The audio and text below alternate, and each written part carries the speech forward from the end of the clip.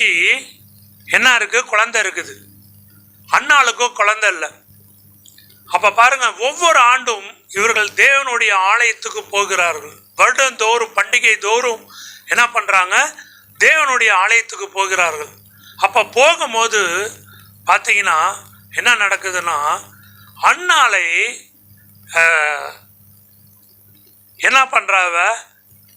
ஏளனமாய் பார்க்குறான். தமக்கு தான் குழந்தை இருக்கு, இவளுக்கு குழந்தை இல்லை அப்படின்னு சொல்லி ஏளனமாய் பார்க்குறான். அப்ப ஒரு முறை தேவனுடைய ஆலயத்துக்கு இவர்கள் குடும்பமாய் கடந்து வரும் பொழுது, எப்பொழுதும் வருடந்தோறும் தேவனுடைய ஆலயத்துக்கு போவது வழக்கம். அப்படி போகும்போது வருடந்தோறும் அன்னாளை துக்கப்படுத்தி கொண்டே இருந்தாள், வேதனைப்படுத்தி கொண்டே இருந்தாள். இந்த முறை இவர்கள் தேவனுடைய ஆலயத்துக்கு செல்லுகிறார்கள்.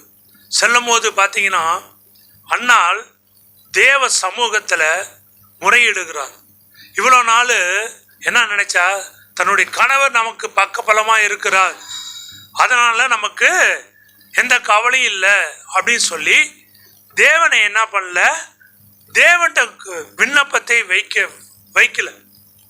தேவன்கிட்ட என்ன பண்ணல? விண்ணப்பத்தை வைக்காமல் கணவனையே நம்பி இருந்ததுனால அவளுக்கு அநேக பாடுகள், வேதனைகள், துக்கங்கள், துயரங்கள், கண்ணீர்கள்.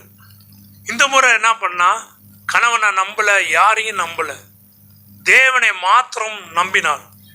நம்பி என்ன பண்ணா? தேவ சமூகத்துக்கு போய் கண்ணீர் விட்டு அழுகிறாள்.